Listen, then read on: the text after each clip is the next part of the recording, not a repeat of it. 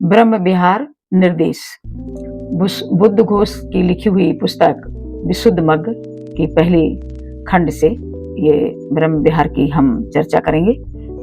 ब्रह्म विहार क्या है और जिसे भगवान बुद्ध ने 4 प्रकार के ब्रह्म विहार का वर्णन किया है और साधक को विपश्यना करते समय, ध्यान करते समय ये 4 प्रकार के ब्रह्म विहार की भावना करनी चाहिए। तो सर्वप्रथम प्रारंभिक रूप में योगी को ब्रह्म विहार करने के लिए एक कर्म स्थान का चयन करें, शांतपूर्ण जगह का चयन करें और आसन पर बैठ करके प्रपंच से दूर रहकर, यानी कि शांत जगह पर बैठ करके वह द्वेष में क्या अवगुण है और शांति में क्या सद्गुण है इसकी भावना करें। नासिका द्वार पर ध्यान, जो सांस आ रही है जा रही है उस पर ध्यान लगाएं और द्वेष पूर्ण व्यक्ति में क्या अवगुण है और शांत व्यक्ति में क्या सद्गुण है, पहली भावना। उसके बाद साधक को भावना करनी है कि मैं सुखी हूं, व्यापाद रहित हूं, दुख रहित हूं, मैं बैर रहित हूं, मेरा कोई बैर नहीं है, मेरा कोई उपद्रव नहीं है, मैं सुखपूर्वक अपना जीवन यापन कर रहा हूं। तो ध्यान करते समय पहली भावना। उसके बाद ये तो स्वयं के लिए भावना हो गई कि मैं सुखी हूं और मैं दुख रहित हूं, व्यापार रहित हूं, मेरे अंदर कोई रोग नहीं है, मैं निश्चिंत हूं, मेरे सारे दुख दूर हो चुके हैं, मैं व्यापार रहित हो चुका हूं। ये तो स्वयं के लिए भावना हुई। ये मैं और ये हर व्यक्ति को करनी चाहिए। इतना सा ध्यान करने से ही आपके बहुत सारे दुख दूर हो जाते हैं। लेकिन इससे बात नहीं बनती है, इससे हमने समाज को कुछ नहीं दिया, हमने हमारी कोई अर्पणा नहीं हुई है, तो सिर्फ मेरे अपने लिए ध्यान हुआ। तो इसके आगे साधक को ध्यान करना है मैत्री विहार की भावना। पहला, मैत्री विहार की भावना। तो जो आपका प्रिय हो उसके लिए भावना करनी है कि वह सुखी हो, उसके दुख दूर हो, वह निरोगी हो, वह खुश हो। प्रिय व्यक्ति के प्रति भावना करने के बाद में आपका जो सबसे प्रिय हो उसके प्रति भावना करनी है कि वह सुखी हो, वह निरोगी हो, वह दुख रहित हो। तीसरे नंबर पे जो आपका दुश्मन हो, बैरी हो, उसके प्रति भी भावना करनी है कि वह सुखी हो, दुख रहित हो, व्यापाद रहित हो, उपद्रव रहित हो।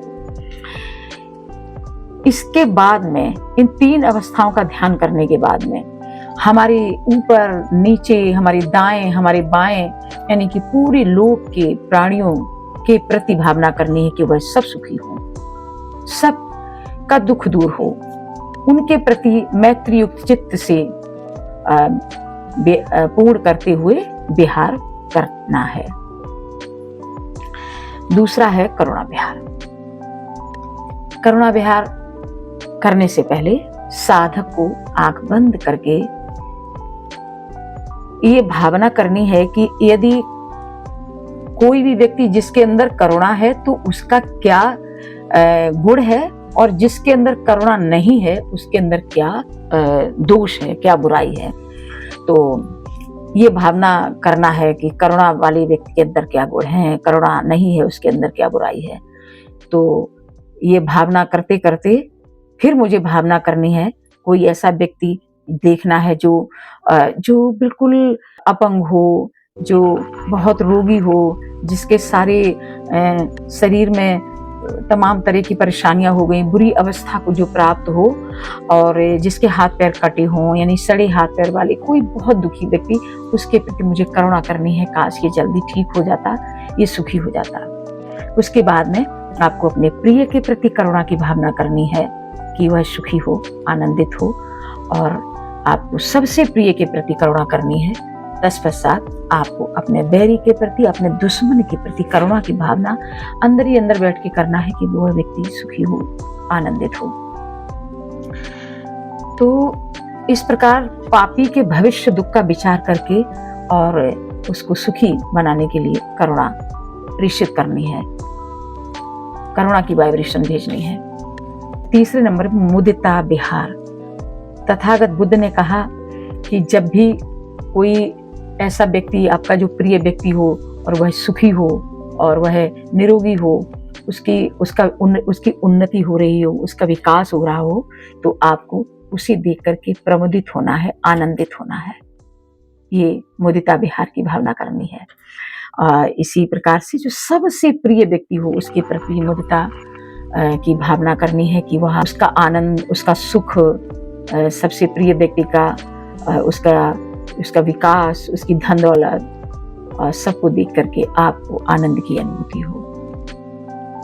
तीसरे नंबर पे जो सबसे बैरी हो, आपका दुश्मन व्यक्ति हो, उसके सुख को देख करके आपको आनंद की अनुभूति हो। इसी प्रकार से पूरी पृथ्वी लोक के सभी प्राणियों को देख करके आपके अंदर सुख को देख करके आपको आनंद की अनुभूति हो। कितना सुंदर होता है, ऐसा सभी भावना कर रहे होते हैं। चौथा है उपेक्षा ब्रह्म विहार। उपेक्षा ब्रह्म विहार बहुत ही उच्च कोटि का है, क्योंकि उपेक्षा ब्रह्म विहार को भगवान बुद्ध ने 10 पारमिताओं को पार करने वाला, इसकी उपमा दे डाली कि 10 को पार करने वाला है उपेक्षा ब्रह्म विहार। उपेक्षा माने जैसे कोई भी रास्ते में जा रहा है, बड़ा ही अशोभनीय कपड़े पहने हैं या बड़े ही फटे पुराने कपड़े पहने हैं, बिल्कुल अलग ढंग का है, आपने तुरंत उसका जजमेंट दे डाला कि अरे ये तो बड़ा बेकार है। क्या जरूरत है? आपको उसको देख के उपेक्षा करनी है, उपेक्षा की भावना। ना ही आपने उसके प्रति बुरा कहा, ना ही अच्छा कहा। और इसी प्रकार से अपने मन को, अपने विचार को, अपने मन को और अपने विचार को बिल्कुल तटस्थ रख करके उपेक्षा के भाव में विचरण करना है।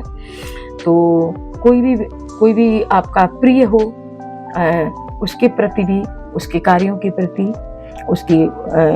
उसको देख करके आपके अंदर उपेक्षा का भाव आना चाहिए।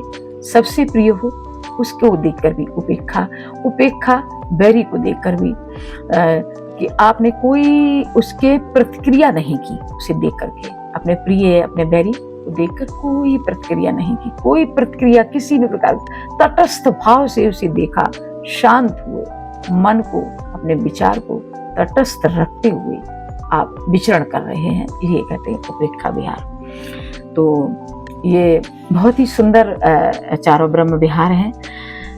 तो तथागत ने ये चारों ब्रह्म विहार पूरे संसार के प्राणी को सुखमय करने के लिए, यानी कि सभी को दुखों से दूर करने के लिए ये ब्रह्म विहार की उन्होंने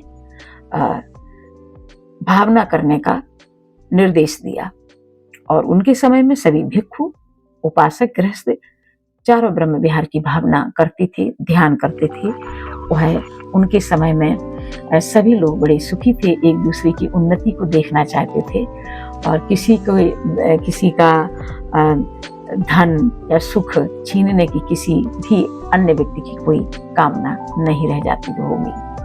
आज भी जहाँ बुद्धिज्म है वहाँ ये ब्रह्म विहार की भावना की जाती है। इसीलिए विकसित देश हैं, जैसे जापान है, कम्बोडिया है, मलेशिया है, आपका भूटान है, थाईलैंड है, तो वहाँ ध्यान होता है। और ये जो ब्रह्म विहार का जो ज़्यादा बड़े साधक हैं वो करते हैं अभी भी। और अगर बुद्धिज्म फैल जाए पूरी दुनिया में तो शायद ये ब्रह्म विहार सभी करें, और कितना सुंदर वातावरण हो, इसकी कल्पना की जा सकती है। इसीलिए आज बुद्धिज्म बड़ी तेजी से बढ़ रहा है। ये भगवान बुद्ध का धर्म कर्म करने का धर्म है। यहाँ कोई अंधविश्वास, पाखंड ये सब नहीं है। ये वैज्ञानिक धर्म है, ये करने का धर्म है, ये एक दूसरे को प्यार बांटने का धर्म है। इसी के साथ मैं ब्रह्म विहार का ये पूरी मैंने जितनी जानकारी थी सबको दी। अच्छा, मैं ये कहना चाहूँगी कि मेरा ये चैनल सब सब्सक्राइब कर लें और कमेंट भी करें। अगर मेरी बात कहनी हो, अच्छा लगा या नहीं लगा, या कुछ और बताएं, कुछ और जानना चाहते हो तो कमेंट भी करें, लाइक भी करें। और इसी के साथ ही सभी को मेरा नमस्कार, धन्यवाद।